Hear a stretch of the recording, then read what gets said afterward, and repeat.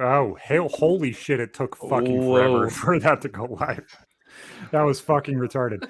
So myth became a myth somehow. We have a cowboy here, so we brought on the Lore Lodge to figure out where the myth ended up going. Oh, he went mything. Yeah, He went mything. Yes. he turned into a legend. Area of expertise over here.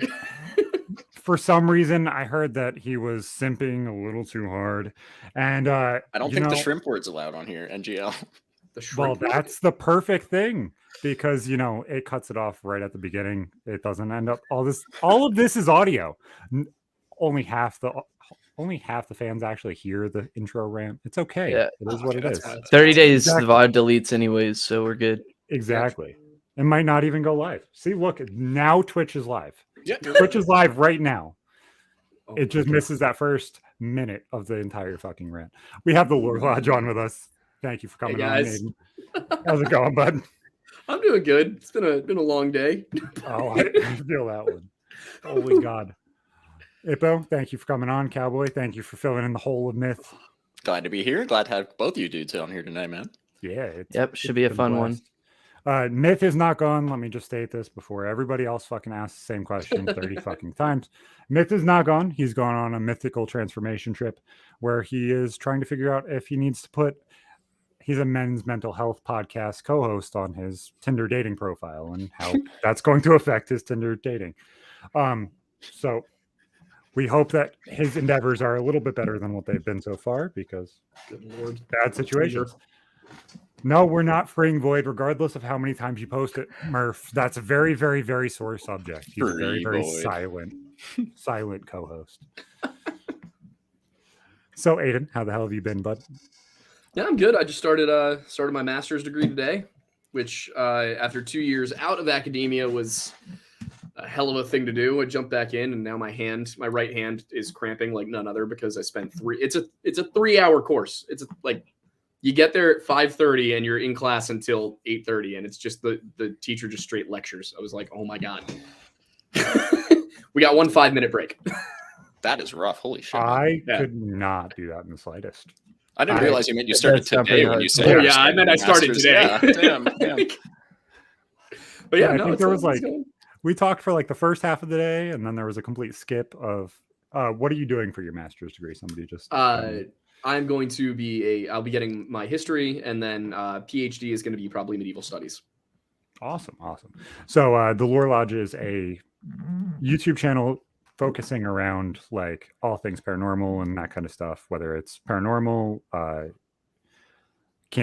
animals that don't really kind of make sense. Yeah, paranormal, cryptids, demonology, occultism, stuff like that we talk about. We also sprinkle in some religion. We have the Weird Bible podcast that we host on our channel. That's with Wendigoon, which is one of my favorite shows I've ever had the opportunity to do because those are so much fun. I love Wendigoon. He's a great dude. So much fun. It's just, but yeah, we do that, and then we tried to do a little history show, but it just did not take off. So we abandoned that. We really kind of struck pay dirt with the missing 411 stuff. That's the main thing that we talk about at this point, which is a wild phenomenon that I have never seen. I've never seen something where people will get so heated over a conspiracy that is this pointless. Yeah. Is it interesting? Absolutely. There are a lot of people who go missing in the national parks. A lot of these cases aren't properly investigated. Some of them, the National Park Service refuses to hand over their records for seemingly no reason, like the Stacey Aris case, which is from, I think, 1985, where they've just refused to give out the records because they're citing that it's an active criminal investigation, but she's presumed dead. So, and it was in the that 80s. Specific case, your video on that, I burst out laughing within 15 seconds with that Stacey's mom joke you made at the beginning of that. Holy shit, man, that had me rolling. Oh yeah, that was amazing. Stacey's mom has got it going on, but Stacey herself has been missing since 1981. Yes. Yeah. But no, we talk about those things, and it's just you'll have conversations about it where people are like, yeah, it's really interesting. What are your theories? You have people who don't believe that it's going on, that it's just people falling into caves or whatever. But every once in a while, you'll find someone who is just so incensed that you might believe the government is lying that it just doesn't. They can't handle it, and it just comes out. And that's I got in an argument with one of them on Reddit because I wasn't even trying to get in an argument. They were like, all the missing 411 stuff's bullshit. And I was like, I don't know. If you look at the case of Jim McGrogan, who went missing in 2014, he was on a hike with his buddies. He starts going up the mountain separate from them. They want to take a break. He's like, nah, fuck that. And he keeps going alone. And it's 3-foot deep snow on either side of the trail. They get up a few hours later. Yeah, it was Vail, Colorado in March. Okay. So they go up the rest of the way, and he's not there where he said he was going to meet them. So they're like, anybody around see him? Nobody had seen him. None of his gear was there. None of his beacons had been activated. He hadn't tried to call anybody. He had a fully charged cell phone with full service in the area. And so search and rescue looks over the entire trail. There's not a single sign of any tracks leaving the trail. There's no tracks to be seen anywhere. They search by helicopter. And then he shows up. I can't remember the exact amount of time later. It's like 2 weeks later. Shows up at the bottom of a cliff, a little too far away from the cliff to have just fallen down it, by the way. But he shows up like 50 yards from a cliff, and he's missing like his pants. He's missing his boots. I think he's still wearing his helmet. I might be mixing this up with something else at this point. But basically, there's just a whole bunch of weird shit that doesn't make any sense. Yeah. The area had already been searched. He never activated his avalanche beacon. He never activated any sort of GPS location. He had a GPS with him. He could have found his way back. No tracks leading the trail. And I'm like, that's weird. There's no solid explanation for this. And we can accept that. You can say you don't know what happened to him. That's okay. And like 2 people in the Missing 411 subreddit just could not let it go, even after I was like, look, I'm not interested in having this conversation anymore. Can you please stop? And they just kept on and on and on with it. And finally the Reddit, like the subreddit mods banned me because I wouldn't have a conversation with someone who's being a jackass. That is insane. That is so sad. Why are you this heated? I get it. You think David Paulides is a fraud, but that doesn't change the fact that there are people looking into these cases who are actually interested. I mean, this is just a conspiracy, but maybe they just all work for the National Park Service. They're trying to cover shit up, man. Well, there was one really close to me. Reddit mod. Because I live in a national park, essentially. It's the Catskill Park of New York State. Okay. And this lady, Audrey Mae Herron, disappeared 20 years ago. Mm-hmm. Was on her way home from work, and all of a sudden, just poof, gone. Car missing, everything. Yep. And people have found Jeep Cherokees randomly in the creek and everything else. They're like, that has to be where she died, everything else. Mm-hmm. And they have not found her body ever. Yeah. So a lot of weird stuff happens up in the Adirondacks. This is the southern one. So there's the Adirondacks that's above Albany. This is the park that's underneath Albany. Gotcha. Yeah. I mean, either way, it's... Yeah. It's shitholes in New York. Nobody knows where the hell this is. There's only gangsters and farmers up here. That's all. Podcasters. Yeah. So what do we call it? And then they started digging up a couple houses down the road on one back road. And this is really, really fucking confusing. They thought that they were looking for her. They're like, oh, we found her. And they started digging up this person's entire fucking yard and house and septic system and everything else. Jesus. And all of a sudden, they're like, 20-year-old male arrested. Mm-hmm. And we're like, what the hell? She's been missing for 20 years. There's no way in hell a 20-year-old fucking hid her, fucking did anything, nothing. Yeah. The second 20-year-old male arrested. 20-something-year-old female arrested. Mm-hmm. My best friend's brother was arrested for murder of this dude that they buried underneath the foundation of this trailer that they hid on a back road. Oh my God. I was like, yeah, my homies were so ride or die that they fucking hit a body because they were in a love triangle. That's actually insane. That's and it was completely How could they connected. try to pin that on people who and it was completely obviously connected. Wouldn't have known that's underneath the place they move in. Oh my God, man. What? Yeah. So this was my best friend's brother from all of elementary school and everything else. So literally he would have been a part of my group and everything else if I didn't move out of the city. That's insane. They didn't end up actually charging them with anything. He is in jail for accessory to murder and murder. What? No way. Yes. Because they murdered somebody, put somebody under the foundation of the building, and then just tried to cover it up and the state trooper drove past, saw disturbed dirt, and there was an open investigation. They investigated, and they found the love triangle person they buried underneath the foundation of the and house. like DNA records obviously proved that it was the missing person. Yes. Wow. Was the who the missing person was a man or a woman? So the original missing person was a woman, which disappeared 20 years ago. Her name was Audrey Mae Herron. Was not directly connected to this case at all, but they used Audrey Mae Herron's case to search the person's house. Oh, and found another body. Yes. That's insane. Yeah. It was the weirdest conspiracy connection ever that I've ever watched, like, unfold and actually directly connect to me in a little bit, because, like, literally my best friend's brother was one of the people that was arrested for murder because of it. That sounds like someone was told to just go close some cold cases however you can. That's fucked up, man. That's actually insane. Yeah. I'm surprised you've never even like talked to us about that one before. That's wild.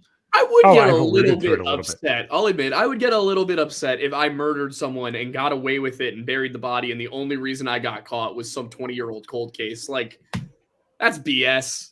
Yeah. That's either the best police work on the planet or cheating. They dug up on this road. They dug up like 2 or 3 houses, most of the yards and stuff, just to like search for this cold case. And they found bodies and disturbed ground on the next yard over. Dug up that yard, found a body, and was like, "Okay, we're gonna solve this case now." Yeah, I mean, I can't really blame the police in that case. Like, can't just ignore the body. There was a DV case and everything else that was called before, and then just connected the entire case.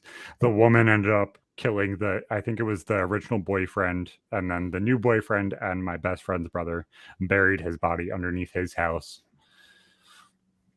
Now the boyfriend, my best friend, brother, and the girlfriend are all in jail for murder and accessory to murder, because they don't know exactly which one killed which or did what. They all just buried the body and kind of tried to move on. And not one of them like snitched? No, not one of them snitched. Wow. Ride or die, I suppose. That is pretty wild, man.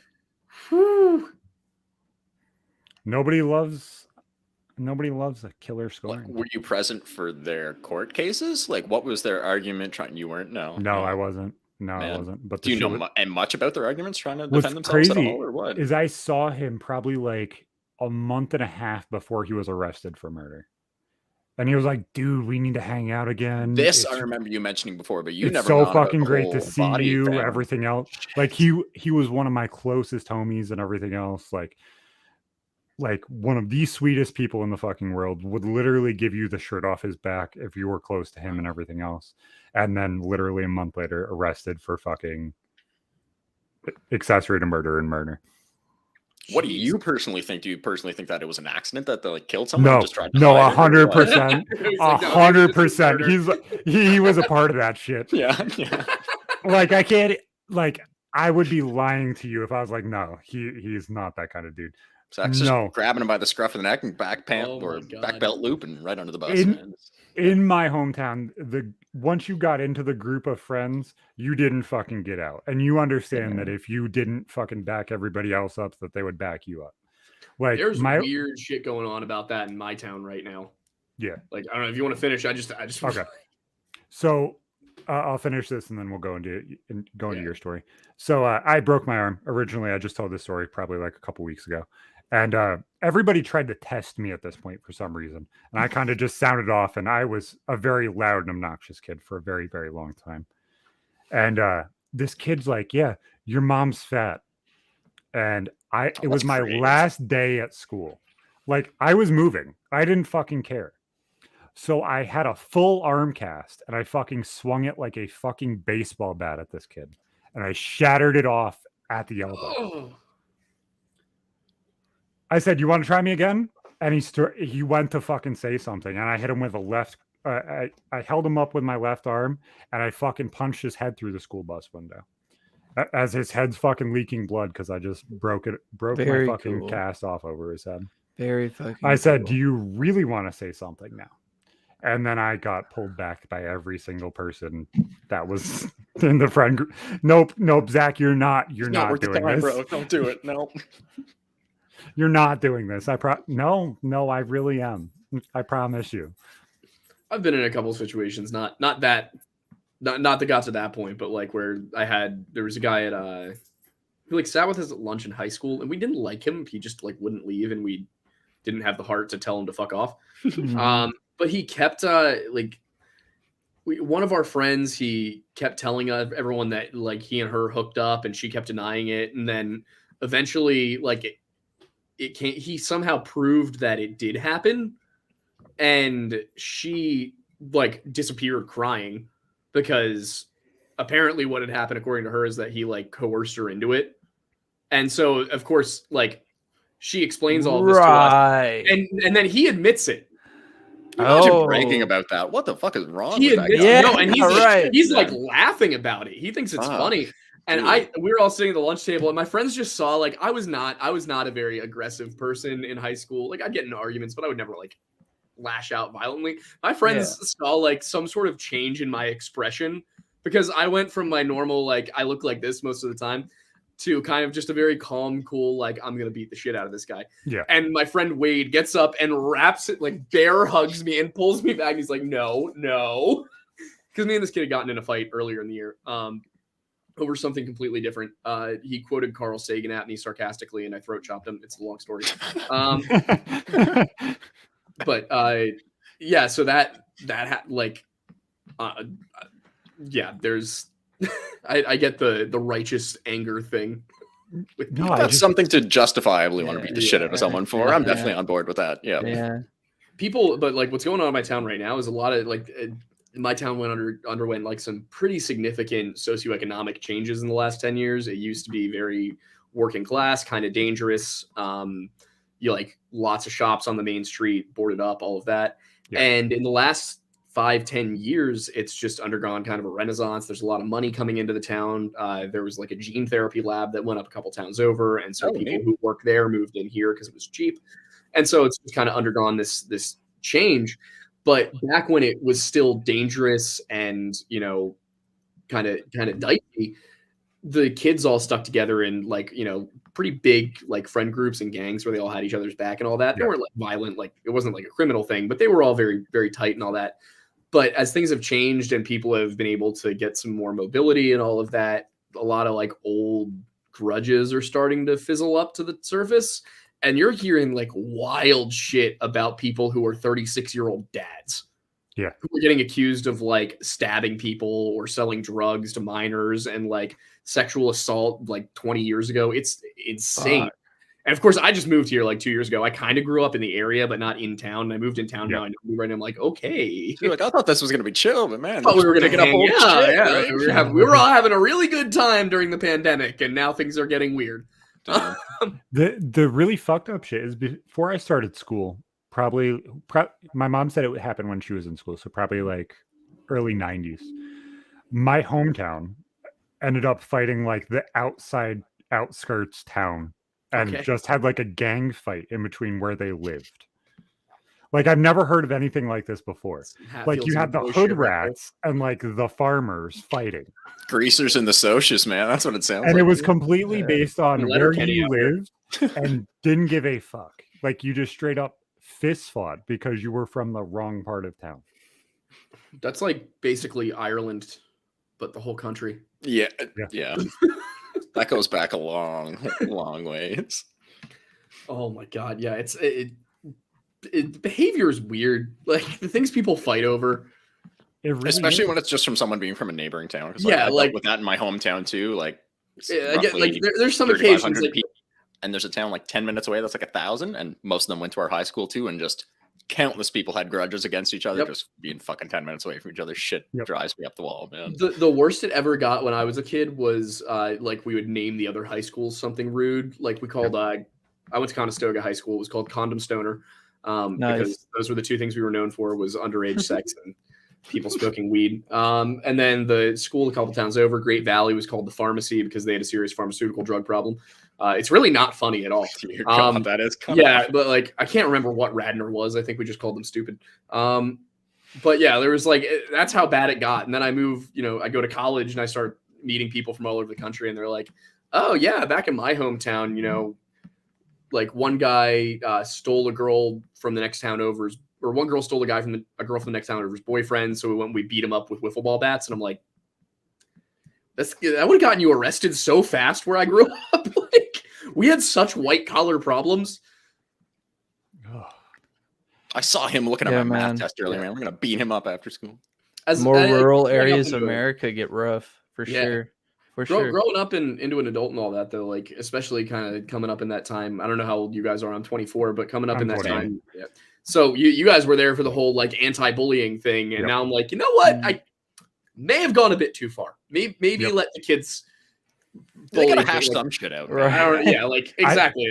Otherwise, somebody's running their mouth too much. Nothing happens. Exactly. Yeah. Somebody's a furry. You can nip that in the bud. Yeah, exactly. You gotta cut the furries out whenever they start putting in tails and put on ears. After that point, we have a problem. Yeah. I've said this numerous times, and it is a soapbox I will die on. After ears and tails, nobody wants to deal with that shit. You don't want the furry bits? No? You don't want that shit? No. After tails and ears, we have a problem. No, I had the same exact fucking problem when I moved from the city out into the fucking sticks. I swapped schools and going in between 6th and 7th grade. And then my new school ended up 0 tolerance bullying, 0 tolerance fighting, 0 tolerance anything violent. And then they suspended me for a full entire month worth of 8th grade for fighting and gang relations. Gang relations? Yes. Were there actual gang relations? No, I just had a group of 3 friends that just New York were willing to jump in if I got into a fist fight. Yeah. I'm not just buying New it. York. They were just hanging out. That's all it was. Later on, I ended up getting fucking under protection and offered, and yes, different at gang. Some points, different gang. But yeah, at that point, no. In 8th grade, you should not be jumped into the gang. You just shouldn't. They can't pin you like future gang related stuff on you in high school. No. That wasn't. That was middle school. Middle school. Right? 8th grade. Yeah. Middle school. I don't know, man. This prepubescent boy really seems like one day he might join a gang. Let's punish him. ISS for you. What's funny is when they shook me down for the fight, they didn't find the knife that I had in my pocket and I punched the kid with in my hand. I got jumped by 4 people, won the fight, and I had a knife on my hand. They had no idea that it was there. Props to you for not using it in a situation like that. I mean, if I were getting jumped by 4 people, that's some real I'd have half a mind stuff. I would have started blasting. So many people know about the whole hold the fucking Bic lighter or the Zippo behind your knuckles and swing. I had a pocket knife that was the size of my hand and I swung. I broke his eye socket. Ooh. Oh. Yeah. Damn, man. That one didn't go very well. However, it worked. You sneaking that one by the shakedown. That was some gangster stuff. Yeah. And then I did not proceed to go through a hallway by myself at all. A little bit of a waddle. Yeah, they were going to try and push a pins petition on me. And me and one of the people that have been on this podcast at one point, we decided to tell the entire school administration that we had orders of protection against each other because we were the 2 friends that would always jump into a fight together. So that way we were removed from each other's classes and you just got to separate you guys from that point forward. Yeah. So we forced them to separate us by telling them that we had orders of protection against each other and that we couldn't be in class together. So they would stop saying that we were in a gang. That's insane. It's fair enough. Dear God, man. I had nothing like that happen to me. I loved outsmarting retards because it seemed like one guy stole my seat one time in 6th grade on the bus, beat the mess out of him.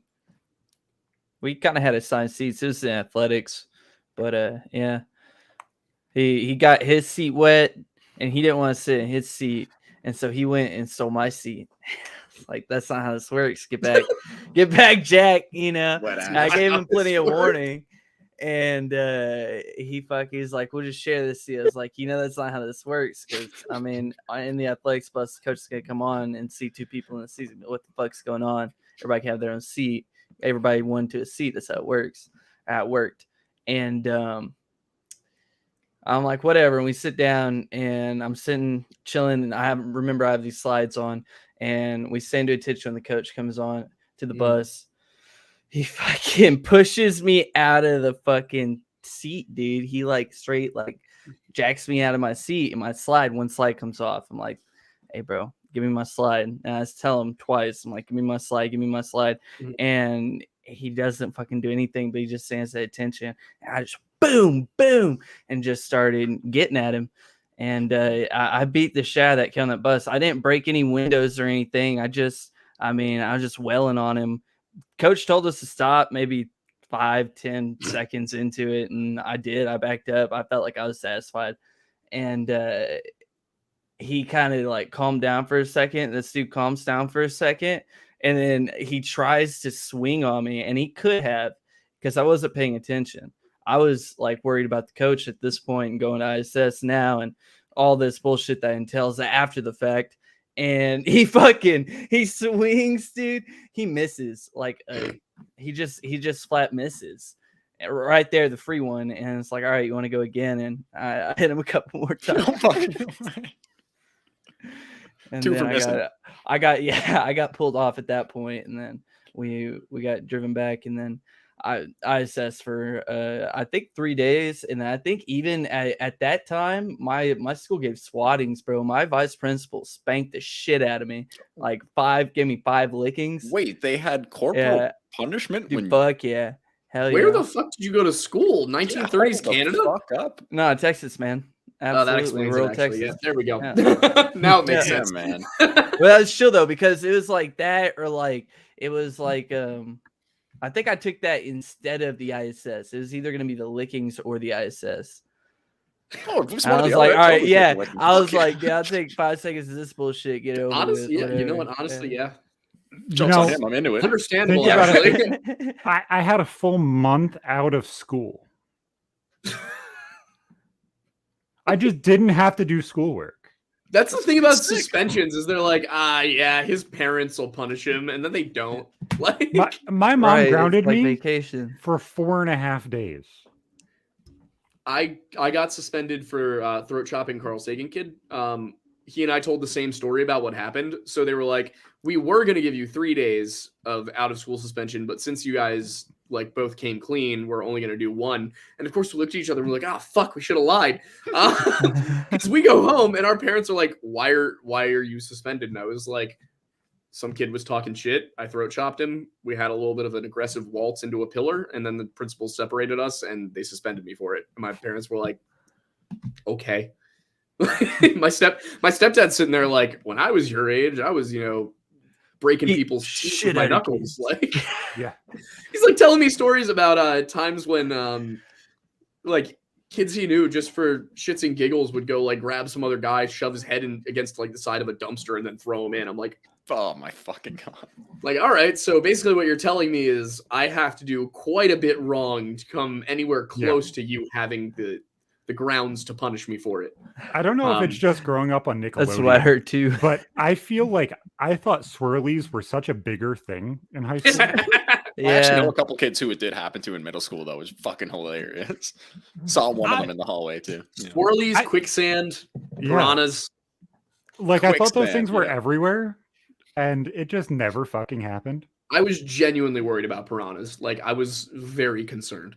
Smallpox. I had an irrational fear of smallpox for a while. I was like, probably like a 9-10-year-old. When I was 7, I was convinced I had kidney failure for some reason. I found out what kidney failure was, and then every time I got a cold, I was convinced I had kidney failure. Stay off WebMD, bro. I know this is a really weird fucking fear for people now, but I was like 5 or 6 years old. I was always afraid I was going to give birth while I was shitting. I was afraid I was going to shit out a baby, or a snake was going to come out of the toilet and bite my ass. See, the second one I kind of get, but you don't really. It happens, yeah. Did you not know that men couldn't have babies? I was 5 years old. I'm not saying like after the talk. Yeah, I guess. Good point. Like, why the fuck am I pushing this hard to shit out? He was just seeing the future because, 2022 men can't have babies. I remember knowing that like women were the ones that had babies, but I don't remember learning how that happened until I was like 11. Yeah, and it was just a really uncomfortable conversation with my mother. I don't recall.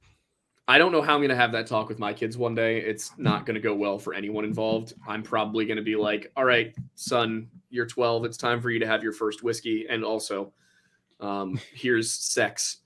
And while he has his 1 whiskey, I'll have 7. And then you're like, and this is how you do it. Pornhub.com. You do that 7th whiskey, the conversation gets a little loose. No, just whatever you do. I think don't I just show found them it on my the own. creation of Zach. Probably what I'll do.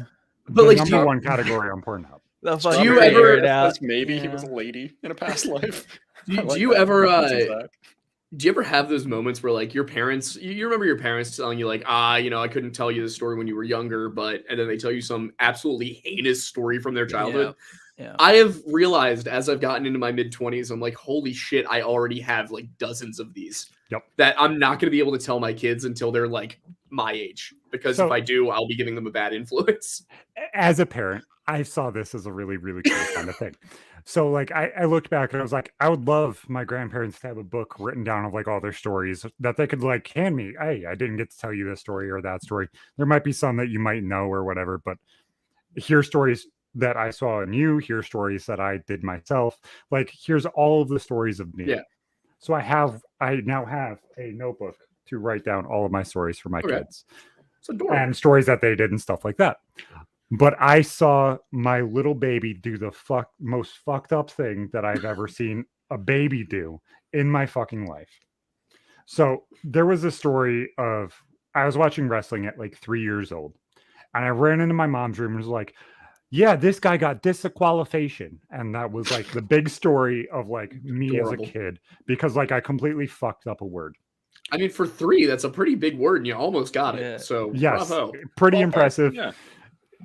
So I handed my baby daughter a fucking Pokemon card, and she's just 2. This baby took the Pokemon card, stretched out her shirt, stuffed it in her shirt into like where her titties would be if she was older, and then tried to hold it there with her arm, and then tried to run around the house with the Pokemon card in her armpit. So I handed her another one to see what she would do with it. She takes another Pokemon card and tries to stack it on the other one, but when she lifted her arm out, the other one dropped. And then she got really mad, bent down, slapped the ground, and threw it out. And then ran off. I was like, that is the most genuine and fucking hilarious thing I've seen her just... Children. Those years before you really figure out gravity and balance. Hell of a time, man. Stairs? Oh, object permanence is a new thing. Yeah. Like, the most fucking adorable thing in the world. Fucking magnets, how do they work? I still don't know that one. No, neither does ICP. That is an Insane Clown Posse lyric. That's a real thing. Really? They have a lyric where he's like, fucking magnets, how do they work? And I don't know what the rest of the context is, but it's real. I did not make that up. Oh man, I believe it. I definitely believe it. That sounds like ICP. The only ICP song that I can genuinely pick out, I think it's a Twisted song, but it's about killing people on a tilt-a-whirl. That's the only song that I know by any of those people that paint themselves as clowns. I don't remember anyone specifically, but anytime I think of an ICP lyric, they're always extremely dark. Like, what's that? Yeah, no, I can't even remember any of them. Never been. The Juggalos are very memorable, though. If anybody's seen those documentaries of the people interviewing the Juggalos at the meeting of the Juggalos, yeah, the homie Brandon Buckingham goes to those all the fucking time. Those are some people for sure. Every time I hear of ICP, Juggalo is such an uncomfortable word. It really is. It's Gigolo, but Juggalo. Yeah, it's too close to a male prostitute. I agree. Fucking, I think of Custom Grow 420, like the fucking stoned ass YouTube dude. Every time I think of ICP, because back in the day, he was actually arrested and convicted of attacking someone with a machete, and he was like hardcore Juggalo, and with a bunch of Juggalos doing this shit at the time. It was wild. When I first heard that about the guy, I was floored because he just seemed so happy and nice, like he's a family dude and shit. And I'm like, man, yeah, that's great. No, it was in a park in like broad fucking daylight, man. Some innocent motherfucker. The two main Juggalos I can think of when I hear Juggalo is the redheaded kid that got the shit beat out of him by my mom's girlfriend. I told that story a few weeks ago. A lot to unpack in that very short. Whew. He was in 2nd grade, got the shit beat out of him by a 30-year-old woman. Yes, it's just as confusing. I just added a few more details just to make you more confused. He was a really, really big juggalo. He used to paint his face and go to school. A And then second grader? No, when we went to high school together. Oh, okay. I was like, 8-year-old juggalo. Yeah. And then there was this female that we went to high school with. She would only go by Candy, and her last name was Jugette. Candy Jugette. Oh Yeah. Was that really her name? Trashy, man. No, she would make the teachers also call her that. I can't even think of her actual name. I think it was Amber, Candy. but I'm not absolutely positive. She's just Candy. She's a stripper now, right? Did she? No, Yes. she is way too ugly to become a stripper. I promise. Oh, nay. Because just not in a good strip club. That's the yeah. difference. I had an She looked acquaintance, like- we'll call him acquaintance in like elementary school. His mother was a stripper, and he used to That's brag rough. about it when we were really No. young, like in like No. elementary school, middle school, like or intermediate school, like 5th, 6th grade, 7th, 8th grade rolls around. We see his mom, dude. She's like 55, and she is a stripper. She is a stripper at a fucking trashy ass club, like in the middle of between I two have one of towns those in rural ass stories. Texas. So Are we telling our strip club stories now? Because I only have one. it's not a Other strip than club that, story, one. but you can tell yours. So I dated this girl, and her mom was a fucking Playboy model at one point. This woman There you was go. also the French teacher of my middle school and high school. See. No. Yes. So I was Oh, that's this so close bad. to fucking a Playboy model's daughter. And a teacher's daughter at that. That She- alone would give she you was clout. then School. Was her passed dad the around- pastor? Because that would have been a full I would've trifecta. been- No, yeah. no, he was Kinda the fuck with the counselor mama. for the high school. Oh God, No no. way. You could turn on Hot for Yes. Teacher, gotten at it. Yes. Oh no. Yeah. It was Bring a really, really boombox confusing, school really, one really day. fucked up. Yeah, I mean, I guess I'll hit the strip club story, but I've been to one strip club in my life. I've never been to one. I went for the first time when I was 23. Oh, yeah. It was a Wednesday night because I was at karaoke night with my friend. So a Wednesday night in 2021, I think. Yeah, it was last summer. So a Wednesday night, probably like July 2021, June 2021. So all you saw was Mortal Kombat characters. So Oh, they all had a mask on. it's it's bad. So I go up and sing "I'm Just a Kid" by Simple Plan because that song was popular at the time. Fucking banger. I love that band. I've loved that band for years. I saw them for the first time I this year. And fucking they were amazing. loved them like 5 to like Yeah. 10 years old, man. Yeah, but so while I'm up singing, my friend Carly goes and makes friends with a table full of people much older than us, probably by at least 10 years, if not more, who call themselves the Phoenix Villains. I live in Phoenixville. There you go. They call themselves the Phoenix Villains. And a few of them, this is the first time I'd met any of them. I was pretty new to town, or at least new to going out in town. But Carly just makes friends with them. And about 20 minutes later, they get bored of karaoke night and they decide that they want to go to the strip club. And Carly's like, oh, I want to go to the strip club. And I'm like, Carly, we really shouldn't go to the strip club because these were strangers. But she really wanted to go, and I wasn't going to let her go alone because that could go poorly. That's worse. Yeah, like I'd rather suffer than hear about her body washing up in the river. Yeah. Yes, The exactly. river's Moving right on with here. the It's really close. Phoenix Villains. yeah, Sounds like a exactly. great Like, group of people. And I know that I do know these people now, and they're fine people. Like they're great. But at the time, it was really it's just not a the great first situation. impression. Yeah. And two of them seem to have some really aggressive on and off relationship going on where they're like screaming at each other and then making out and then screaming at each other and then making out with other people, then making out with each other. Like, So they're BDSM Cool. swingers. it was weird. And then They so know we all, all about safe words. yeah. So we get to the strip club and there's a very large beefy black man at the door, as you would expect. And he takes our IDs and our money and all that. And we go in, and I want you to picture this. Phoenixville is a borough of 16,000 people, but surrounded by farmland. Okay. This strip club is in Spring City, which is 10 minutes away. So the Wednesday night shift at a rural strip club called Baby Dolls. That was my strip club experience. I've never been back. there a hot chick up there dancing that night? Just one? There was one, but here's the Okay. problem. Again, they always keep one on every ship. I'm 23 at the time. I graduated high school in 2016. I graduated college in 2020. I go in there and, we're sitting there, we're having a couple of drinks and whatnot. And the girl gets off stage, carries around the bucket as they do for their tips and whatnot. And I'm at this point, I have no interest in what's going on because I've been thoroughly scarred by the people previous. She was cute though. She walks up and she just strikes up conversation. She was like, "Oh, where are you from?" I said, "I live over in Phoenixville. I grew up over in Berlin. I went to Conestoga High School and all that." She's like, "Oh, okay. I went to Henderson, which is, couple districts over. We played them in football and rugby and track and everything. I ran against them in track." And I was like, "Oh, no way. I graduated in 2016. We used to run track meets over there. Maybe, I wonder if we were over there at the same time." And she goes, "Oh, probably not. I graduated in 2019.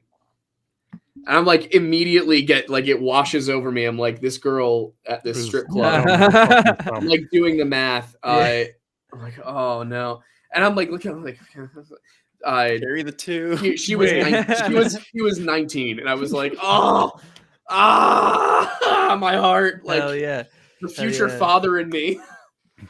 Nah, she even checked to see if the Denny's was hiring first either. She went straight for it, Well, she was telling me about it. She was like, "Yeah, because it's close to home. Since I live in Westchester, or whatever. I do this strip club during the week, but then on the weekends, she's like, I go down to Atlantic City." And that's good money there then. Definitely. Yeah. Okay. So I'm like, is that? So I guess that's probably a few $100 extra bucks. She's like, "I bring home $6,000 a night." I'm like, yeah, definitely thousands. What? Especially in a big casino town like that, for sure. I'm in the wrong line of work. Yeah. I do get a lot of gay guys asking me to start an OnlyFans. That is something that's happened lately. Would you? But just close off that part of your brain and just do it. No. So here's the thing. I'm Italian American, which means I have approximately 80,000 cousins. But in reality, I do have 9 male cousins, and we're all very close, like siblings, because we all. So you're a little gay, or so if I do something like that, I will be bullied by men my own age until I die. So there is no way in hell. So not because I'm afraid of exposing myself or anything like that. No, it's because I will never not be on my deathbed with Sam fucking standing there like, "Hey, remember when you showed your sack?" No, fuck that. It's not happening. No, just do non-nude. You could just do suggestive shit. No, just do wiki feet. That's all you got to do. Just do sexy Indiana Jones cosplay. You could go into straight porn. I honestly might do that. That actually might work. Or there are straight male strip clubs. There are definitely straight male strip clubs. And just use the costumes of Fortnite and do cosplay. Just sexy male versions of all the Fortnite characters. The torn up Indiana Jones skin. Fucking perfect. There you go. Yeah, exactly. Man. He's only got one sleeve left. Yeah, that's so. I don't know about you guys, but there was always this one girl in my school who was like, "Yeah, I'm gonna go to the strip club. I'm gonna be a stripper." And she turned out to be 300 pounds and absolutely fugly. Yes. Jesus. So my local strip club, everybody calls it the Ace of Chubs. Everybody. Oh, and that was how my aunt, my mom's girlfriend's sister, put herself through law school. Yeah. Damn. The entire time, stripped. Props to her, man. Fuck yeah. Now she's a custody attorney for the county. That's a fucking storied past. That's pretty awesome. I have no idea how she got through college stripping because she's ugly as hell. Oh god! I mean, if OnlyFans has taught us anything, face down or face up, face down doesn't matter as long as you're willing to do it to someone, absolutely nothing. Someone will pay. There are guys out there about that though. You're right about that though. The only strip club I've ever frequented, this is when I lived in Alberta, so this was right when I turned 18, 19, I guess, and go there every month or two with my friends just for something to do. Mm-hmm. It's funny you mention it, actually. Wednesday nights were amateur night when anyone there could get up on fucking stage. So you're seeing random people that you know from around town fucking stripper karaoke and getting full nude like you can in every strip club in Canada. And it was pretty fucking sick because I'd see some random chicks who I'd met just get absolutely shit wasted naked on stage. It was actually kind of fun. Canada, good times. Scares the hell out of me. Really? Every story I hear about Canada is completely insane in some form or another. Canadians during World War I, absolute savages. That's different. Yeah, we didn't take no prisoners, man. Canada right now, oh, you're depressed? Well, rather than giving you psychotherapy, we can kill you. I've got a lot of issues with the state of our country today. We could go on. That could occupy multiple podcasts on its own, but no. By the way, up in the Northwest Territory, we have this little valley, this river, where people just show up without their heads sometimes, and we don't want to investigate it. So. Missing an indigenous you women can go across there. the country is a massive issue that our federal government just does not want to deal with at all. Despite as woke as our liberal feds are now. You know who there has been one president in recent history who has actually tried to dedicate a task force to the missing and murdered indigenous women phenomenon. It was fucking Trump. Yep. I never heard anything about that. You never hear about all the good things he did for society. Trump was hardcore on human trafficking. Like, it doesn't get talked about. And like, if there's one thing that I feel like he should really be praised for, it's that. Because I think it was human trafficking arrests, specifically children, went up 800% in his first year. Like, that is sick. He had Ashton Kutcher come like testify before before Congress to like talk about it because he's like using his position. He has a full on. Yeah, he has a full on program and everything else that he does for it. That's like that is probably like I would say that's the issue I care most about. Like in terms of just anything out there, like fucking missing people it's terrifying because you never. I mean, once you lose somebody that badly that they're considered, missing, not to be found, you hope they're dead. Like with the stories you hear, you hope they're dead because that is the best possible outcome. Honest to God. Yeah. I remember when I was in elementary school, Elizabeth Smart disappeared. And I don't remember if it was before I went to Utah or after I went to Utah that she disappeared. But we drove past her house. Like, because there's this point after her house is in like this cul-de-sac. And then you go up to the top of this mountain and you can overlook all of Salt Lake City. It's fucking beautiful. But it's in this little cul-de-sac where her house was. And my mom's ex-girlfriend, who beat that little kid, would literally 3-4 times a year would be like, yeah, I'm like 80% sure I saw her in Asari like 5-6 days ago. Jesus, man. So this is a wild thing that I drop on people sometimes. I broke the Gabby Petito story. Yeah. I was the first person to report that. I did not realize that. Yeah. Because her brother is one of my followers and followed me during all the missing 401 stuff. And so when she went missing, it was like September 10th. It was like the day, September 10th, September 11th, the day she was reported missing.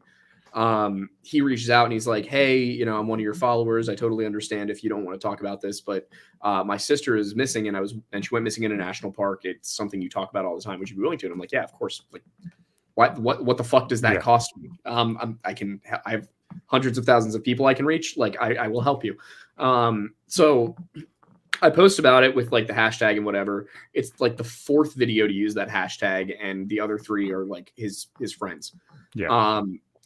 And so then, of course, the whole thing goes viral. It's on CNN, it's on Daily Wire, it's on Fox News, But the whole time, as all that news is coming out, I'm learning it like days earlier. Yeah. And there's shit I just can't say. Yeah. But like he's keeping me up to date on everything that's going on. And I think probably it was a couple of days before she was found. That Brian went missing. And I remember the day he went missing, I reached out to TJ and I was like, her brother, and I was like, listen, I don't know what you guys were thinking before, but I think Brian's got something to do with this. Is it like, what can I do? What can I say? Am I allowed to say that? And I had to sit down and have a conversation with him where he was like talking to his mom and routing it through their lawyer and shit. Like, what can this person say?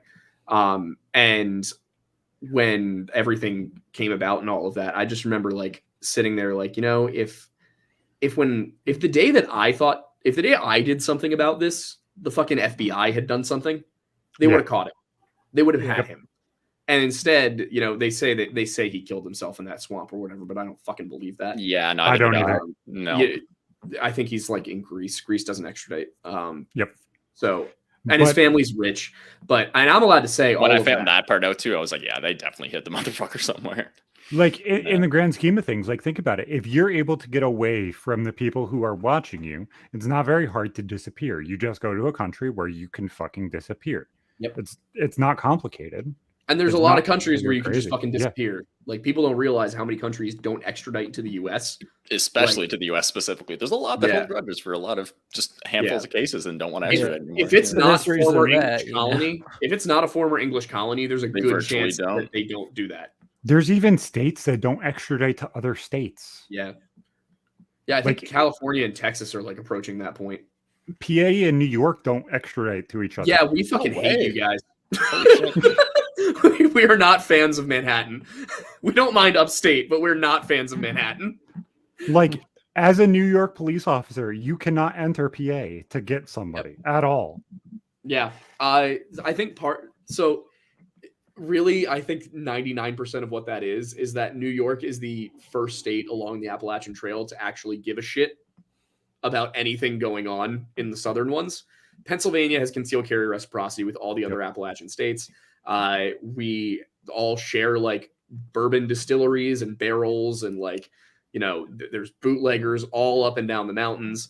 And then New York is just like, we don't want to deal with any of that. So, and also I think it's our guns. You can draw a straight line from the New York, Pennsylvania border to Texas where you're allowed to carry guns without any rules and regulations. So I think New York is like, we're not having any of that. And Pennsylvania is like, okay, like fuck off then. As soon as they start working with the police, they're going to want to become a bit more assimilated with a bunch of their other laws. Yeah. Most likely. Remain free. Absolutely. We're working on it. Their government's really trying not to. Pennsylvania has a weird habit of picking the worst possible candidates from both sides. Yep. And then just putting like Dr. Oz. But I don't even need to say anything more than fucking Dr. Oz.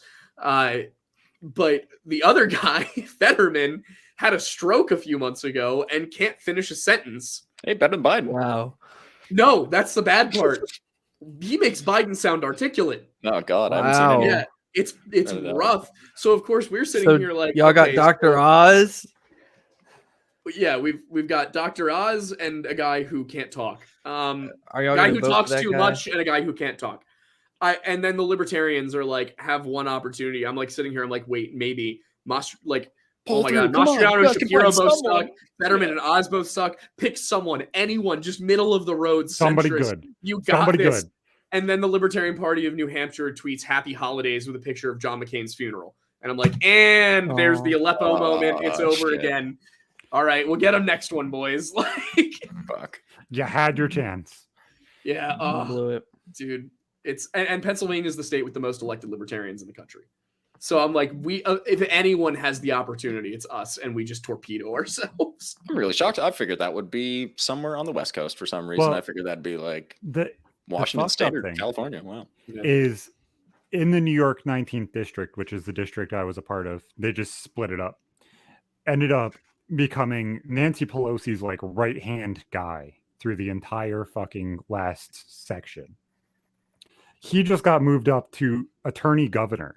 So he's second in command of all of New York and will probably be put in command of New York if the Democrats win. So now it's going to flip back red after him moving into the district for the first time in his entire life, becoming a New Yorker and living in the district. He all of a sudden flipped the district that was red my entire life to blue. And then he leaves it, and then it's going back red again. It's so stupid. You shouldn't be able to run for office in a place unless you've lived there for like a full election cycle. Like it's 7 years. It's 7 years. 7 years there? Yes. You have to live. Here it doesn't. You have to live in state. That's for really years. good. That must be. Oh no, you have to be. You have to be in state. Yes. You have to be in state for I think at least a year, and then. No, I think that's federal. Is 7 years in state? Yeah. Really? Yes. I'm thinking for 7 years. Like local elections for like state level, but in Pennsylvania, I know people like that. No, it can't be federal or at least not for Senate because Dr. Oz does not live in Pennsylvania. He lives in New Jersey, and he like marked his residence as like a relative's house in Pittsburgh. Oh, that's weird. Oh fuck. Yeah. 'Cause Yeah, I, so I was contemplating running. That's why I yeah, know it's- exactly sort of what it is. yeah, It might be it's- different, but who the hell knows? Yeah, Pennsylvania has like Pennsylvania has literally no laws None. about anything really, at Nope. least not enforceably. In fact, now not even the cops don't even enforce like marijuana laws. They don't care. Like, so the only thing Well, we have they're laws about is surrounded. liquor. All of our liquor stores are state owned. Now, I will admit they are cheap as hell. I thought that we were going to have more expensive ones because of the government monopoly, but no, I'm like they're subsidizing our liquor apparently, because you can get like I was in Tennessee and a bottle of Jack Daniels was $29. I go to my local liquor store, it's $23. Oh, but Like Yeah, that's a crazy markdown. I'm like, Well, well, there's- pretty wild for government-run liquor stores because usually they tax them all to high fuck. Like I live in a province in Nova Scotia here where alcohol's taxed insanely. Like most 750 ml bottles are like fucking near $40 depending on what it is. I think it might just be a tactic to keep us all placated. I certainly believe that. That is a very big conspiracy that a lot of people have brought up before. The fact that the U.S. government has pushed alcohol on the masses for so long for that Yep. reason. I totally believe it, man. Yeah, Drunk debt slaves, fucking pretty easy to control. I mean, it was a Roman like imperial tactic called bread and circus. They would give you food and give you games, and You turn a blind eye to everything else. yeah, basically, they had a lot more to turn a blind eye to than we do. They certainly fucking did. Like the Ostrogoths. But yeah, it's no, I love Pennsylvania. It's just a wacky place because Philadelphia is 30 minutes from me. The Amish are 30 minutes from me.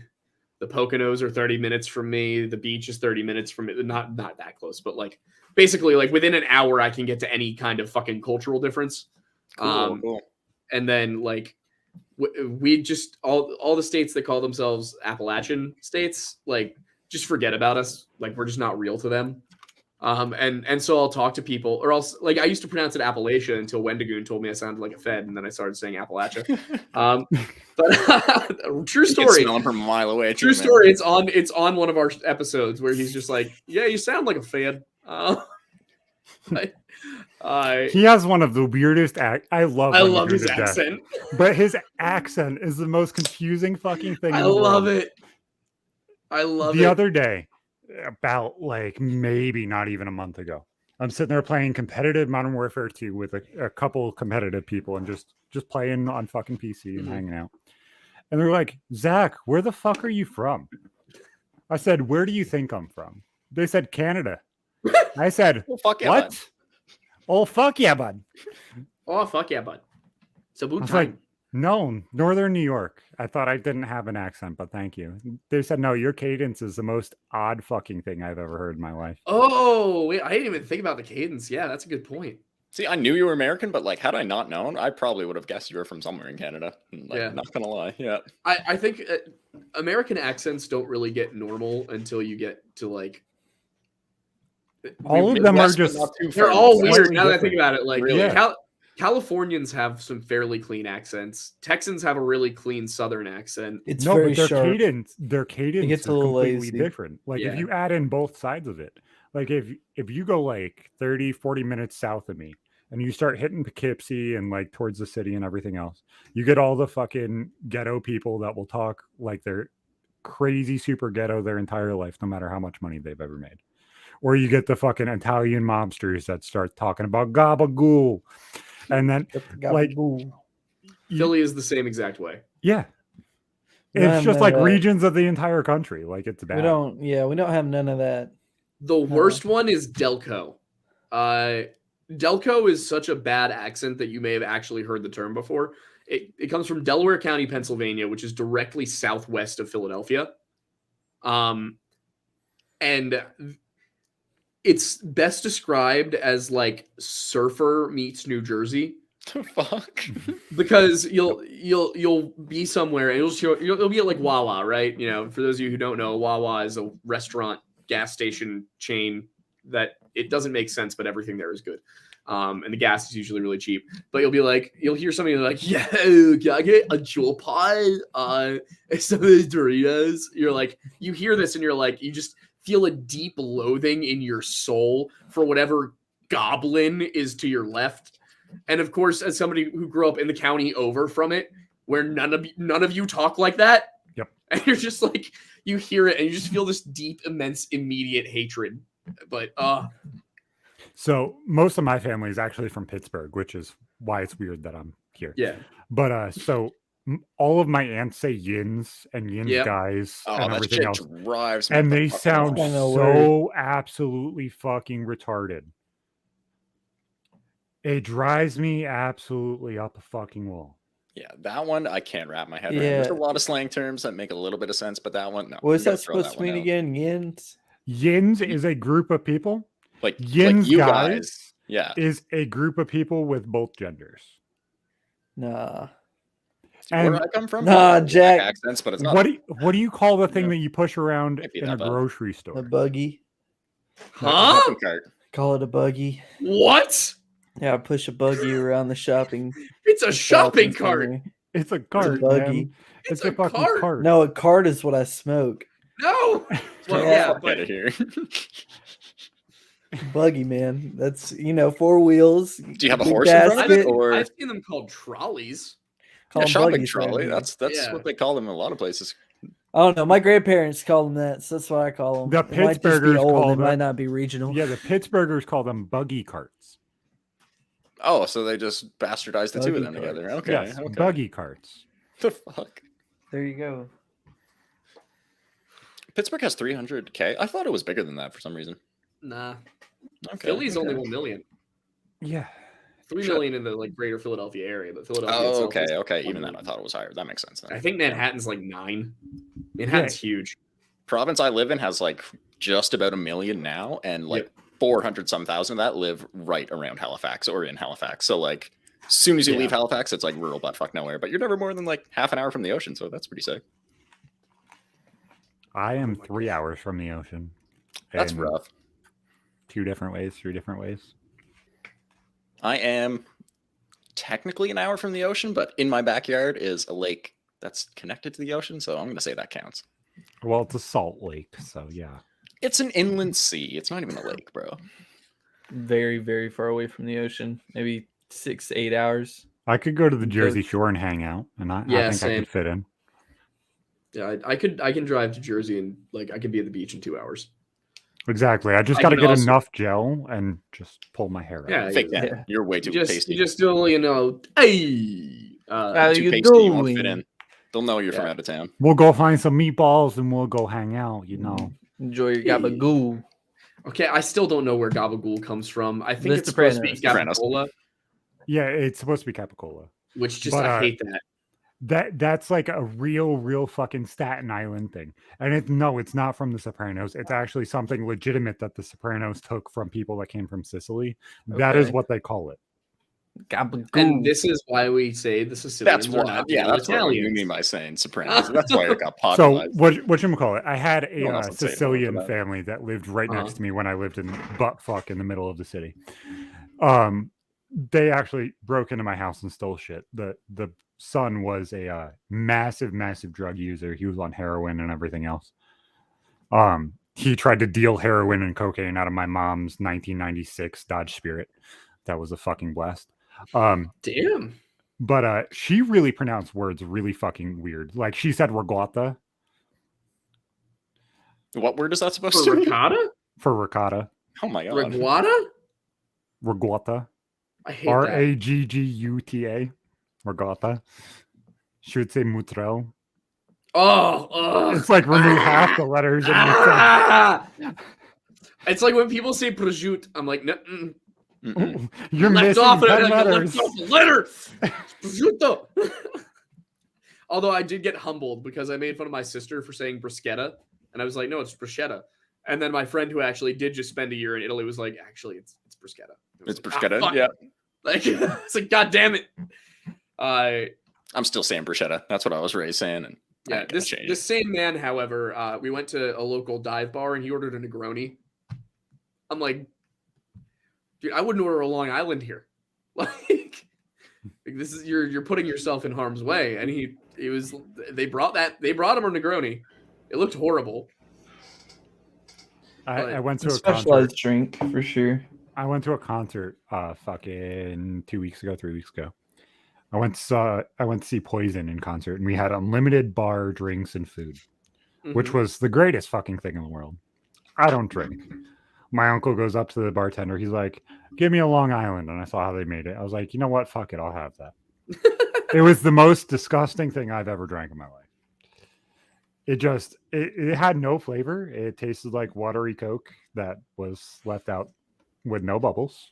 So I said, fuck it. You know what? I'm just going to go out to the Monster vendor that's giving out Monster for free. And I'm going to get 3-4 cups worth of Monster, and then I'm going to get them to fill up the rest with vodka. So that's what I drank the rest of the time. That's just that's so bad. No, that shit sounds good, man. No, that I'm sounds sure like what I would drink at 13, 14. It sounds like it would taste fine, but it would be horrible for you.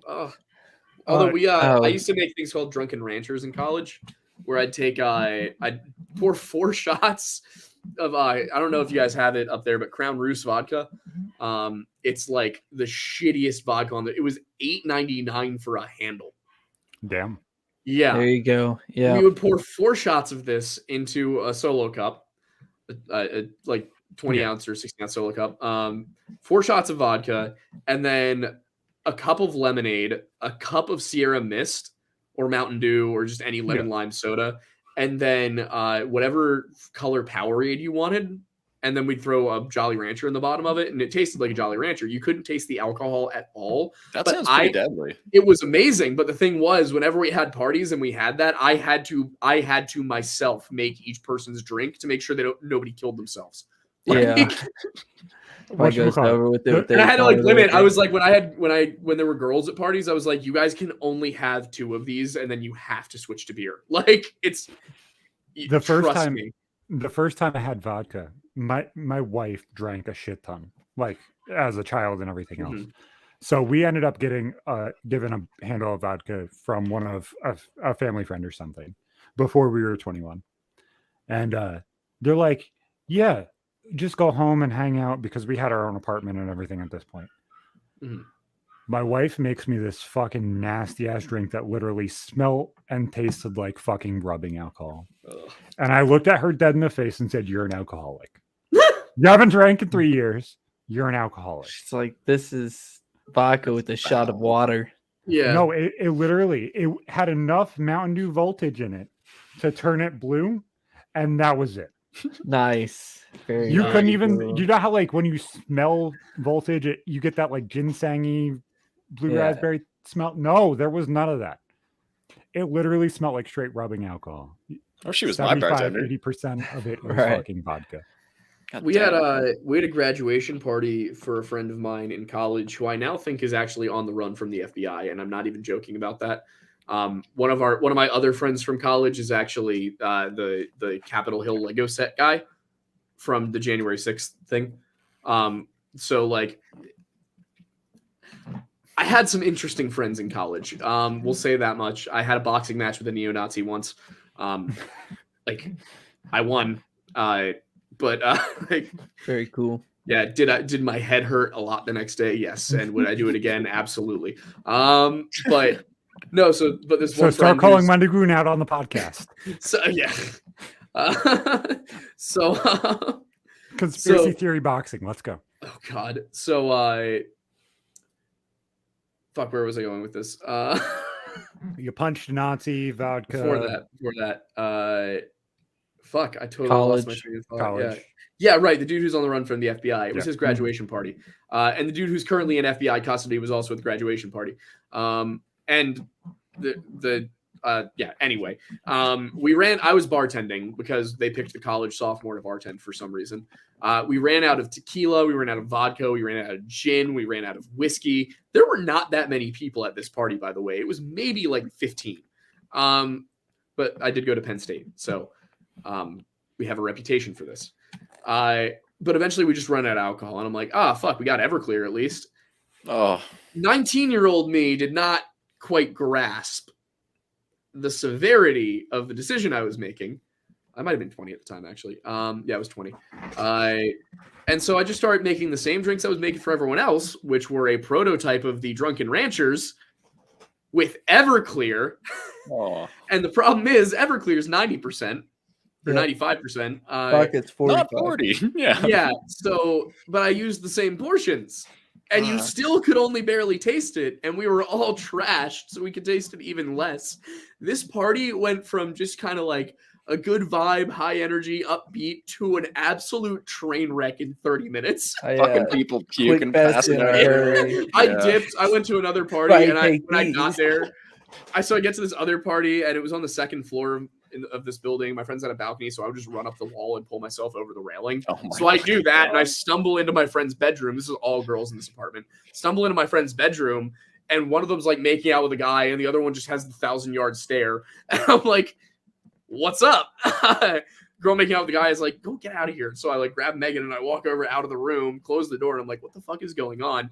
And then their other roommate, Emily, walks over to me and dead in the eyes, nobody home, is like, my boyfriend broke up with me. I can't remember his name, and he was at the party, like there with us. And she's like, can you convince him to get back together with me? And I was like, oh, his name was Danny. I was like, I barely know Danny. What do you want me to say to him? So I go over and I talk to Danny for 30 minutes while Emily wanders around with nothing inside. And then half the basketball team walks in because one of them is dating one of the girls in the group. And another guy at the party asks me, this is all in the same night, by the way. Other guy at the party asks me, if I still have a crush on one of the girls who lives there, and it's the girl who's dating the basketball player. And I'm like, yeah, but she's with him. It's whatever. Like, it's not a big deal. And he's like, no, I think fuck it. You should go for it. As drunk young men do in their overconfidence. Yeah. I just kind of brush it off and whatever. But then I hear from my other friend that her boyfriend, the 6'5" point guard of the Penn State basketball team, overheard this conversation and wants to beat me up. So I had to grab my friends at the party and be like, guys, I need you to escort me out of this building right now.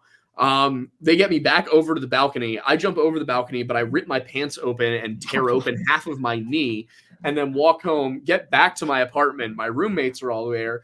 I walk in with like beer all over my shirt. Half my leg is covered in blood. And they're just like, dude, what the fuck happened? And I'm like, graduation party. And I just went to bed.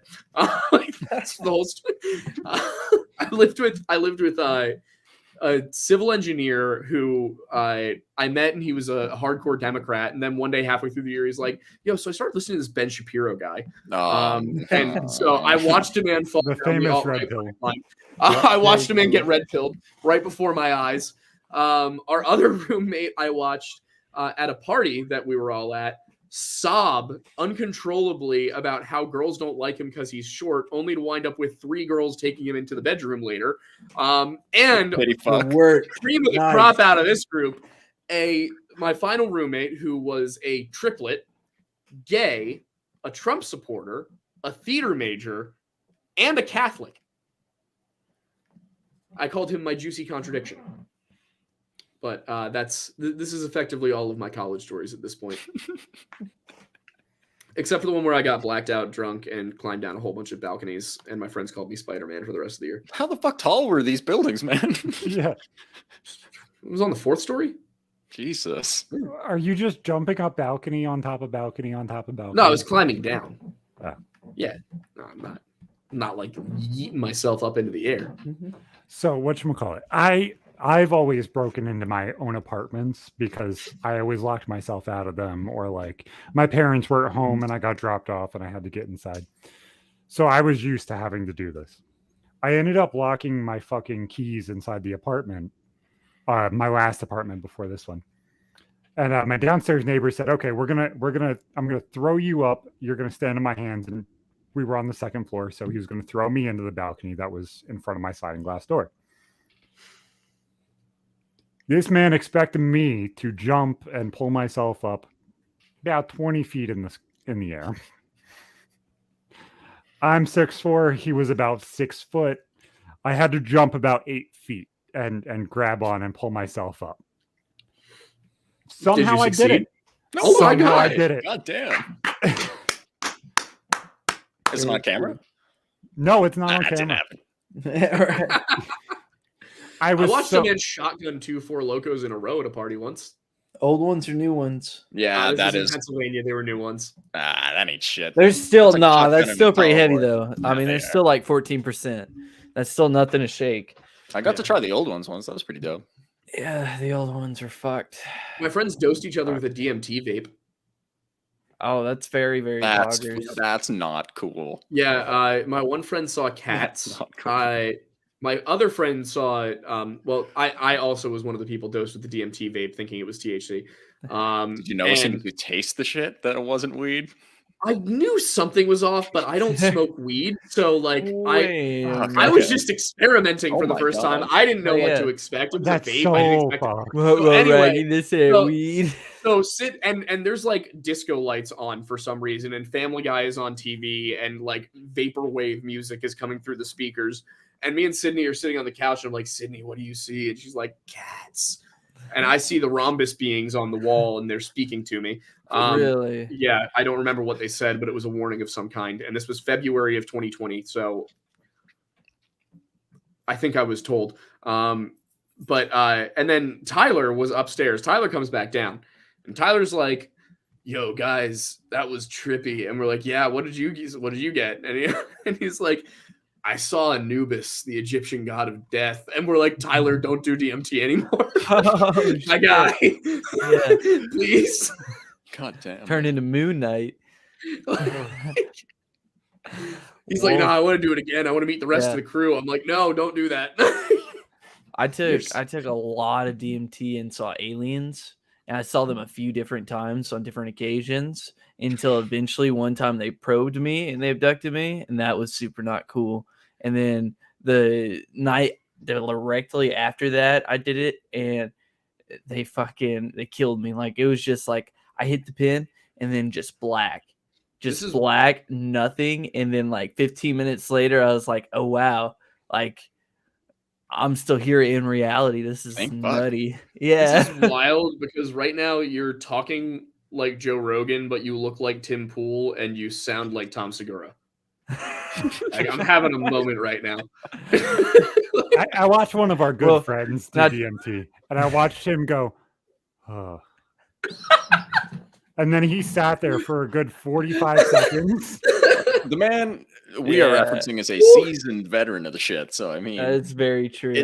It is really relaxing more than anything. I will give it that. I was talking to my mom about this shit today, and she was asking me about it. She's like, what is it like when you actually smoke? And I'm like, I've never fully broken through, but like, it's more than fucking relaxing than anything to me. I feel fucking amazing for the next like day and a half, 2 days. Just like this mental clarity, no background noise. He came back, and all of a sudden he's like, how long was I gone?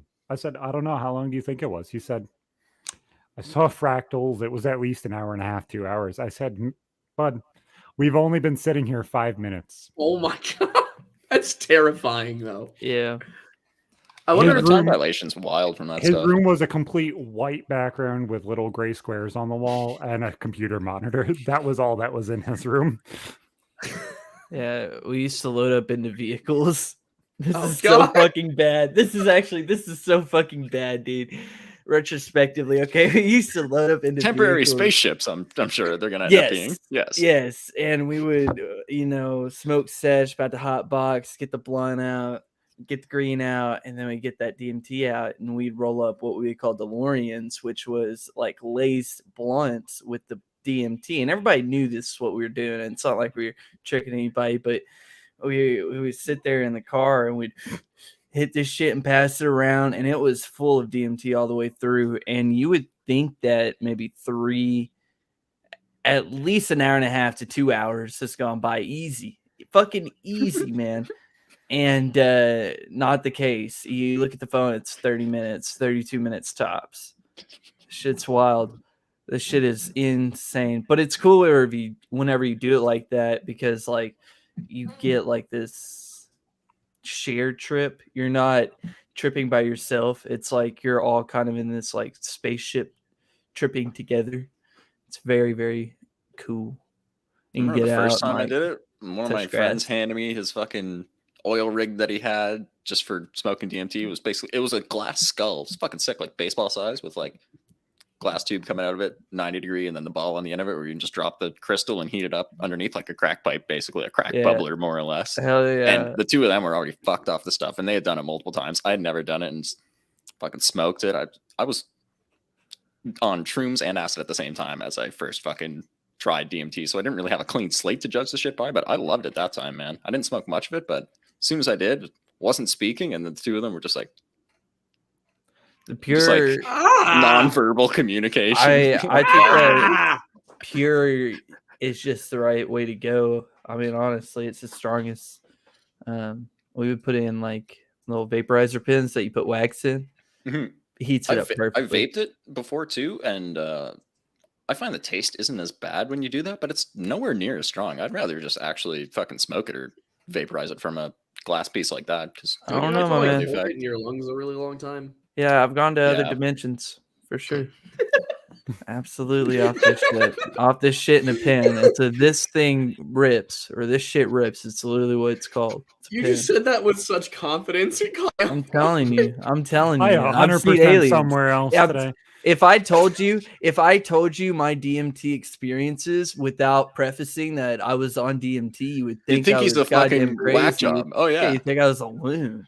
But I believe it. I believe it all 110%. Yeah. So I think they're wild. I love DMT talk, but I cannot get into it because I've never done it. So I'm going to change topics a little bit and probably go back to a little bit more of what you're affiliated with, Aiden, so that way you can. I always wanted to start this YouTube channel when I was living in my last house. I wanted to call it Abandoned Apparition. I wanted to do ghost hunting and exploring abandoned houses and abandoned buildings and stuff like that. As we all did in 2007. Yeah. No, this wasn't 2007. It was like 2017. Oh, okay. He was late. Late bloomer. No, I went on a deep dive of watching a shit ton of Ghost Adventures. And it just was like, you know what? I'm going to do this and just say, fuck it. Did you buy a Dragon meter? No, I didn't. Okay. Did you ever watch the classic Paranormal State, the Penn State Paranormal Research Society TV show? No, I didn't. Never heard. It's college students going ghost hunting. It's fantastic. Oh my God. So I have this idea to do an in real life podcast and like do fucked up things, like go to a place that's fucked up and like smoke or whatever and just see what the fuck happens and what people's reactions are.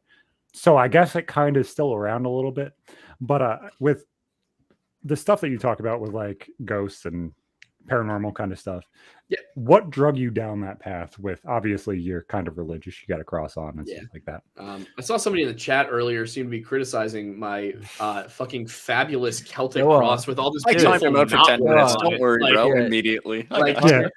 We a lot of time with on your knees. Yep. No. Yeah, your mom's house, bitch. Doesn't make much sense, but rightfully fucking hey, you still can be on your knees at his mom's house. That's true. Because they just stand over top of you and let them lick. Exactly. See, it works. But anyway, as I was saying, ghosts. When I was a little kid, like the first fucking cartoon I ever watched was Scooby-Doo, so that didn't help. And then growing up, I lived in some very old houses for a little bit here and there. My dad had me like reading Game of Thrones when I was 7, which is an extraordinarily questionable decision. Holy shit. He was reading it to me, so I think he was going to cut out the bad parts. We never got through that much of it, but like, so I'm hearing about like the White Walkers at 7 years old. So I was just always interested in it. And around from the time I was like 6.5, 7, I remember finding this like little note in my attic.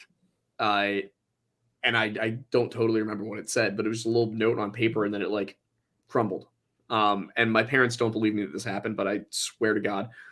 And ever since that point, out of my periphery, I would like see like some sort of dark, shadowy like figure out of my peripheral vision somewhere off in the distance.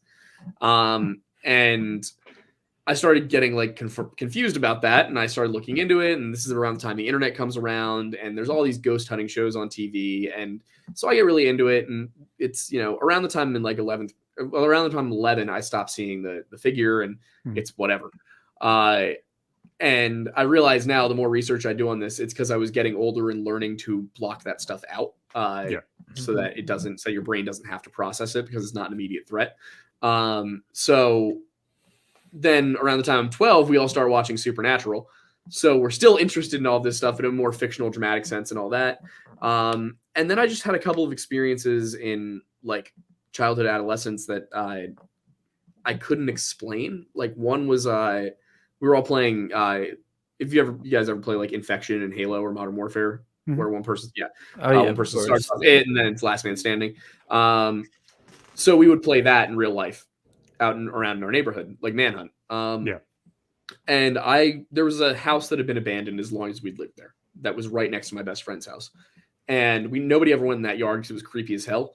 But one day, because we're like 17 at this point, I'm like, all right, I'm a grown man. I'm not scared of ghosts. And so I run and I hide back in that yard thinking, I got this. I'm going to win this game. And as I'm walking back there's a plastic lawn chair on the left side of the driveway. And I'm like, okay, walk past it. And I sit there for about 10 minutes. I see Tommy run past me in the other direction. He's it. And then I remember distinctly being like, ooh, it's chilly. And then I heard something behind me and I turn around and the lawn chair is upside down several feet away. And 17-year-old Aiden is a very confident young man, prime of his life, great shape, still can't talk to women, but, doing fine otherwise. I'm like, all right, I'm just going to tell the ghost to fuck off. So I yell, fuck off. And I shit you not. People don't believe me when I tell this story, but it's 100% the truth. I heard every single door in the house slam shut, and I saw a face in the attic window, and I got the fuck out of there. And I even told my friends about it when it happened. This isn't something that I made up later. I was like, guys, I just saw a fucking ghost in the abandoned house. And one day we saw one night we were playing and the lights were on in the basement, even though it wasn't even fucking attached to the power grid. There was just weird shit surrounding that house, and it always felt really not right there. One of my friends says that, and she lived in this neighborhood too, says that there's been a few times where she felt like a presence pressing her head down into her bed, and she saw shadows cross the room and stuff like that. Mm-hmm. And there was just generally kind of a sense of unease. There were some points where it was too dark. It shouldn't have been that dark in this little alleyway. And you're like, that feels oppressively dark. So there's just a bunch of stuff going on with that. And then as I got older and went out to college and all that, learned about all these other folk stories and whatnot. And it started to occur to me, thinking with my historian brain, all right, there's a lot of these stories from all over the planet about one People specific set of features. Yeah. Pale skin, elongated limbs, sunken eyes, sharp teeth, flat noses, things like that. I'm like, you get descriptions of skinwalkers, Wendigos, the Leshy, Kushtaka. You take it with a grain of salt, they're virtually all the same. Yep. Yeah, and so you look at it and you're like, well, all of these things are very, very, very similar to one another, and they may all be derivatives, thousands of years on, of us remembering something. And then, of course, there's the uncanny valley effect, which occurs with exactly that thing. Also, if you guys ever want to scare the fucking shit out of yourselves, play Long Eyed Project with your headphones on. It will hurt you. But yeah, so there was just constant experiences in my life where, whether it was personal experience or just dramatic interest or academic interest, I kept coming back to this stuff. And then, when I got around to making that one TikTok video about the Wendigos and whatnot, and this theory that I just laid out, and that went viral, and people started asking more questions, and I got back interested into it, and I started looking into it more and more, and realized that that's a cool as shit job to have. That I just get to would actually be so awesome. I get to spend every day researching missing persons cases from all over the country, and indigenous folklore from the Nahanni River Valley to understand what's being connected to what in all of these later folk stories. I get to do that, and I get to get paid to do that. That's awesome. It's so weird because I've had weird experiences like that as well. Not super, super violent like those, but just feeling things and just knowing something's fucking there with you. Both my grandmother and my brother passed away when I was 4, within 3-4 months of each other. I think at max 6. And I went down a very, very dark path. But that Christmas, all of the toys were wrapped up and everything else. And you could hear the baby toys being played with because my brother was a twin and my sister lived. You could hear the baby toys being played with downstairs. You could see things moving and everything else. During the summer after my grandmother passed, in between the summer when she passed and that Christmas, my mom found this book that was about babies passing away in our trunk. She did not purchase this. She swears up and down it was not her purchase. This was back in the day before they had that little window in between the car and the trunk. This was a 1996 Dodge Spirit. It was a piece of shit car. There was nothing nice about it. The trunk actually locked. There was a written manuscript from my grandmother in it saying that she's sorry and she's taking care of my brother now. Don't worry about it. Everything's okay. Jeez. In my grandmother's handwriting. Holy just fuck, man. Tell everybody that everything's okay. I was just getting chills just hearing that. Yeah. There's no way that like everyone in the world has one of these stories and there's not something to it. That's like, and then like you write that stuff off and go ahead. Like I understand. It sounds fucking stupid. It sounds fucking crazy. 3 months ago, I was walking in my upstairs hallway and a song popped on because I listen to music almost all the time when I'm not listening to podcasts. The song by Ed Sheeran, it's Visiting Hours. It's about heaven and that kind of stuff.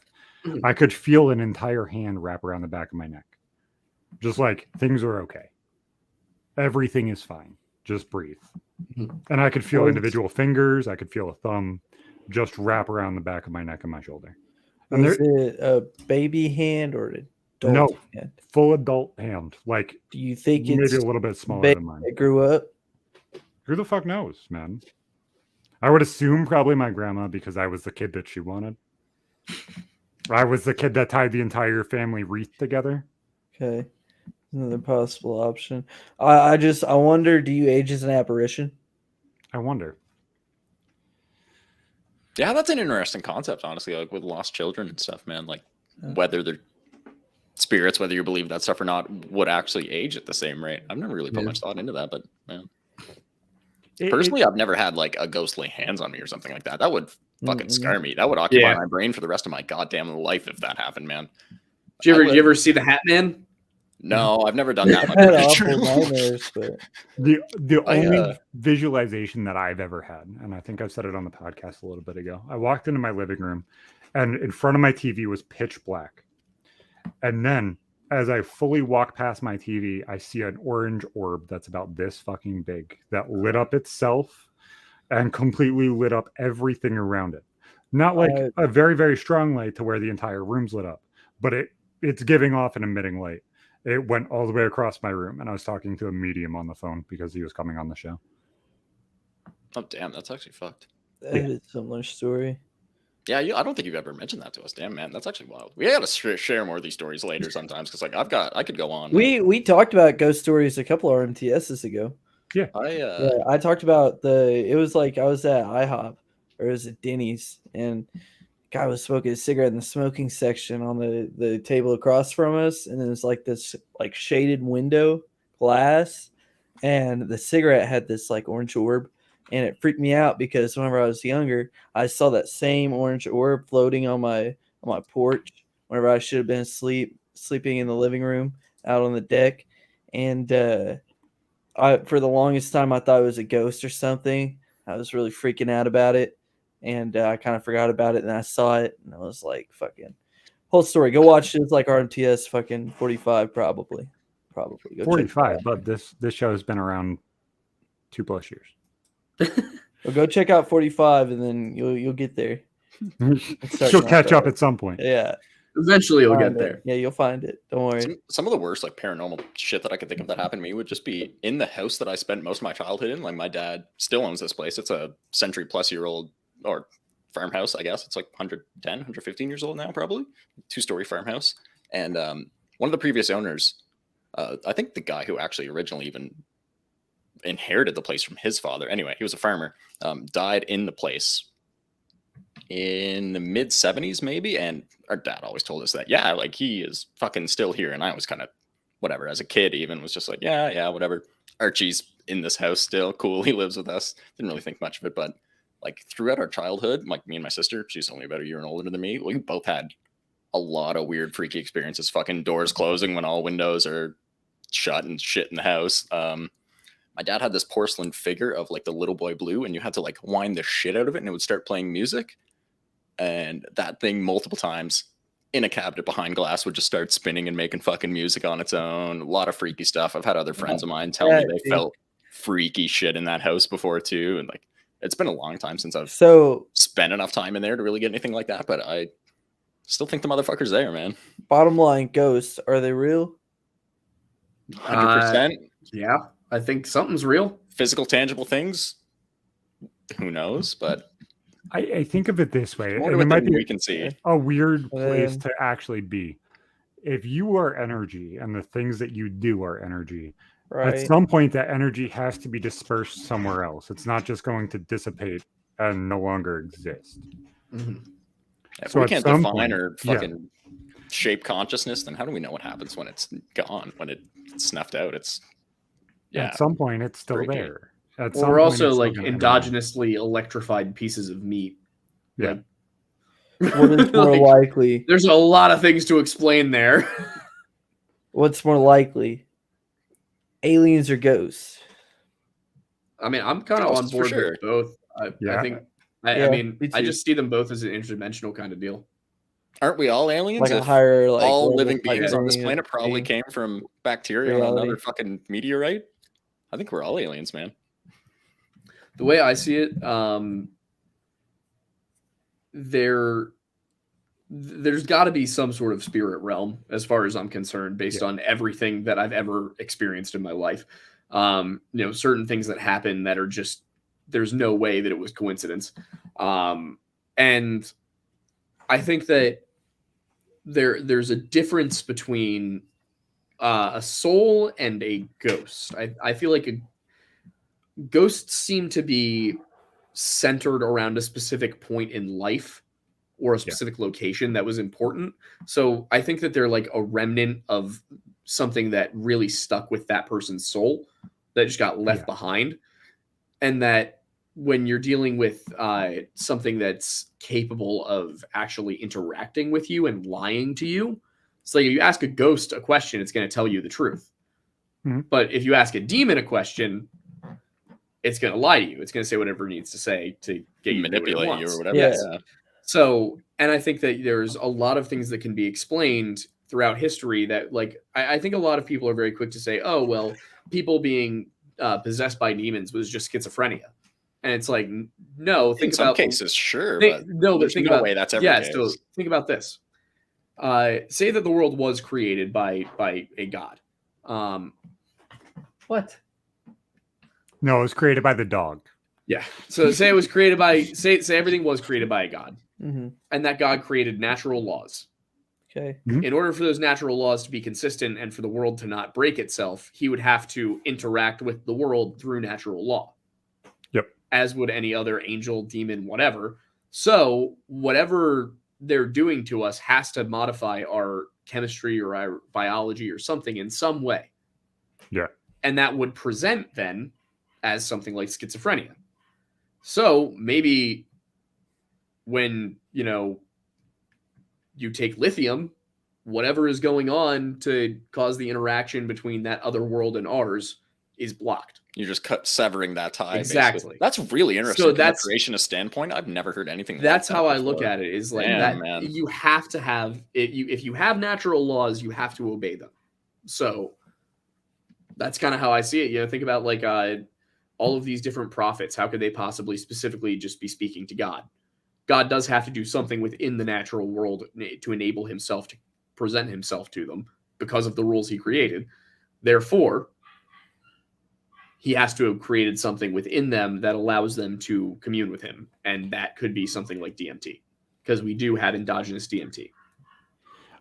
So the point of that genuine, like, I understand where you're coming from. I don't believe, not because like I'm agnostic. So yeah, but the thing that I would genuinely point out that doesn't stick with that exclusively unless you're saying schizophrenia or stuff like that can happen naturally, and then also could be the negative repercussions for what happens. Yeah. Is you also see that in children. You see other mental illnesses in children. If those are kind of different things that you've done in the past that interact that way, then there would also need to be a way for that to be proven for kids or people that haven't done negative things. Well, it's a very loose theory. I'll be honest. Absolutely. Like I haven't thought too much on it, but that's kind of like where my hypothesis is right now is like, could this be the manifestation? And it might not be schizophrenia. It might be something else, but like, you know, maybe there are certain things that are the manifestation of these sorts of things. What you're saying genuinely makes sense if you look at it in the aspect of, could this possibly be a thing and a way to kind of prove unknown? Yeah. Yes, like I get what you're coming from. I'm not saying in all circumstances it doesn't make sense. I'm saying in some of these, unless it's like the sins of the father kind of shit, it's not necessarily provable in that specific outcome. Yeah, I agree. So normally every show, we ended off with one of my fucked up childhood stories. I put my childhood, a few of my childhood stories in the private chat for you to look through. Feel free to choose a number. Oh God, whatever one kind of appeals to you. They're all and read off what the title is, so that way at least I kind of generally have an idea. Holstered. Some of these are just really funny titles. Yeah, you gotta keep watching in order to find out what they all are.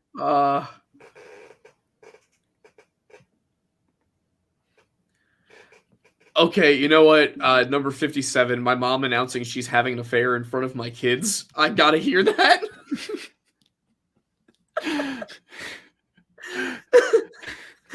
How old are your kids? Now they're 12 and 11 and 9, but then they were 6 and 8. Oh God, oh, rough. Oh no! So they're old enough to understand. Yeah. So understand that me and my mom have not the greatest relationship. Much better now than what it was, but it was really, really fucking bad for a really long time because I kind of couldn't put my words together, and anything I did say kind of was blown off, and I kind of accepted way too much shit to what I should have. Just way too much shit. I'm a very, very, very forgiving person, and I kind of just accept a lot.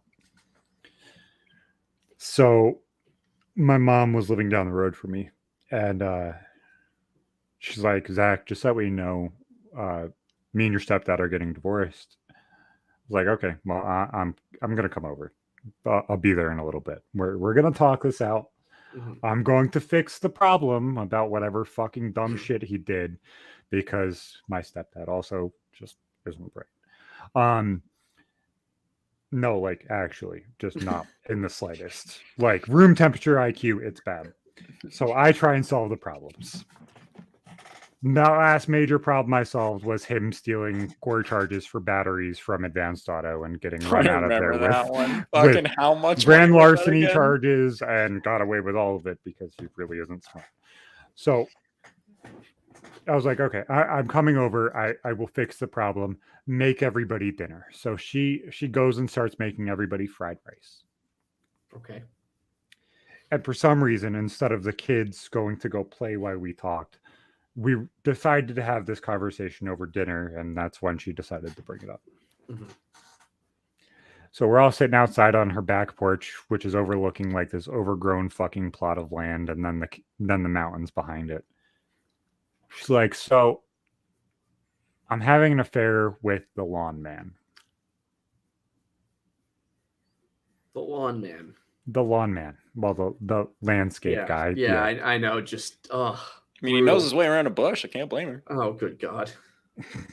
So I guess he knows how to deal with wood. So yeah, I guess dogs are making appearance in every episode. It's kind of funny now. I'm trying to get Jack in here sometime. So this isn't where it's the worst. This isn't where it gets bad.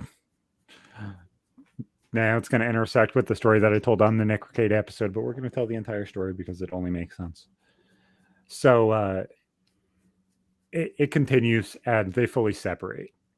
And my mom's like, yeah, so I'm going to move in with him. The lawn man? The lawn man. But not actually move in with him. There was an apartment in front of his house that somebody else rented out that he was going to pay for her and my sister to move in. My kids went to school with this guy's kids. Oh no. And I'm like, I have a problem. So they end up moving into my aunt's house, and my aunt moves in with her boyfriend, and my aunt goes and does her drunk, druggy kind of stuff and continues on living with her boyfriend, who I think had AIDS or cancer and was dying. She ends up breaking up with her boyfriend and wants her house back because she allowed my mom and my sisters and my stepdad to live in her house, even though they were separated and they weren't fixing it. I don't understand how this all connected. So they end up having to go homeless, which is probably the worst part of this entire situation. So they're living in the like shitty motel down the road, and I go down there and I bring her to social services. I bring her to like all the charities around, trying to get them an apartment, so that way they at least have a place to stay instead of spending thousands and thousands of dollars on motels and stuff like that. And they end up moving in because my wife's like, yeah, we just need to help them. We need to get them a place. Nope. They made the bed. They need to lie in the bed. Mm-hmm. They didn't get an apartment. They didn't pay their bills. Not my problem. They end up fucking moving in because as a man, you never fucking win things. And I promise you guys, do not let the females in your life win. Happy wife does not mean happy life if you're not fucking happy. It's temporary. Actually say things because it genuinely matters in the end. If you're not happy, you never will be happy.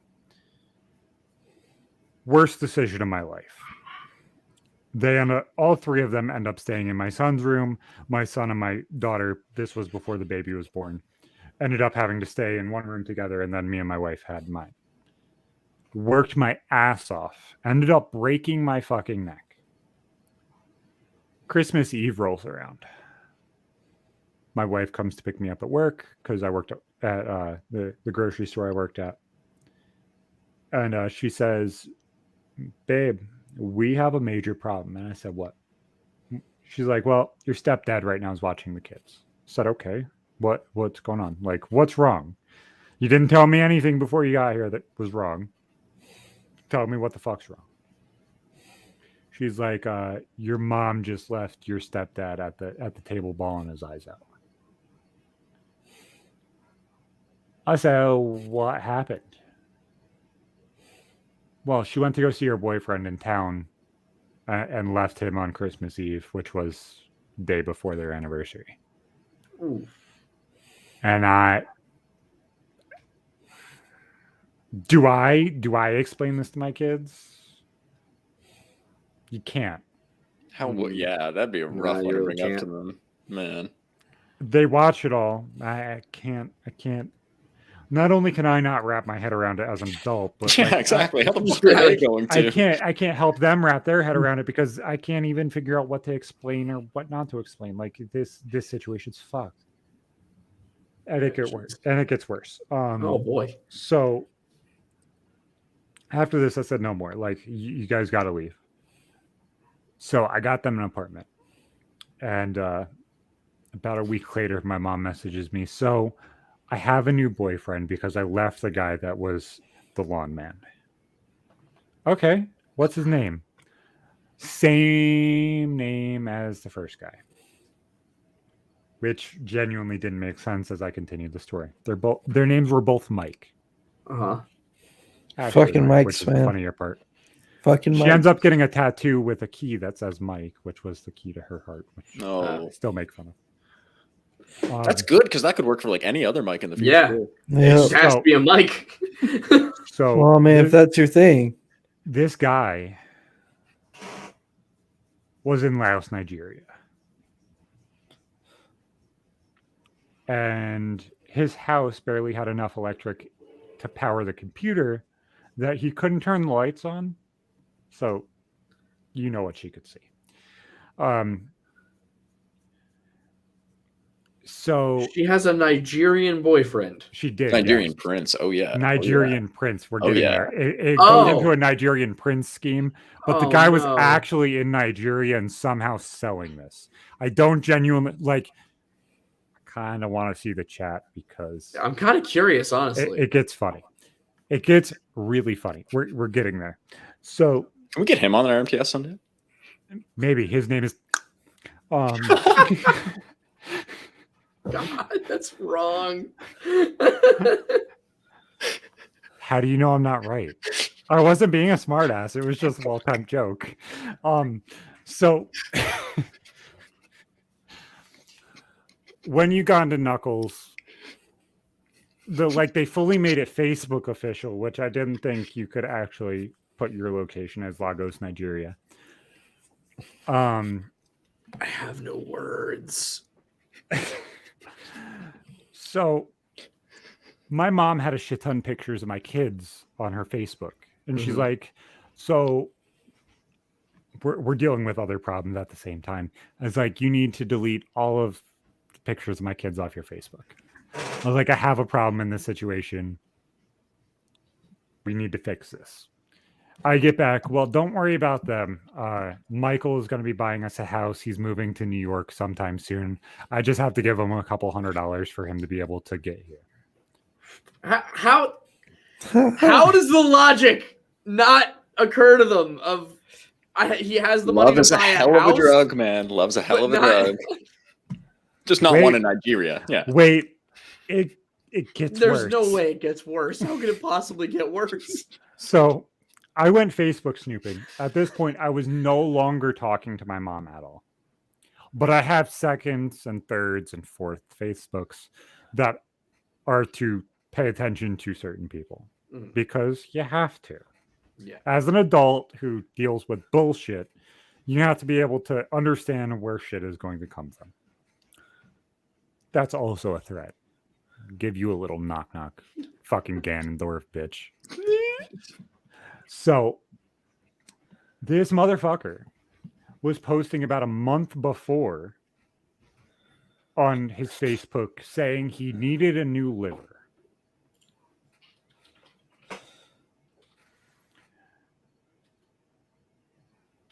My mom's liver probably isn't safe to embed into somebody. Been through hell and back.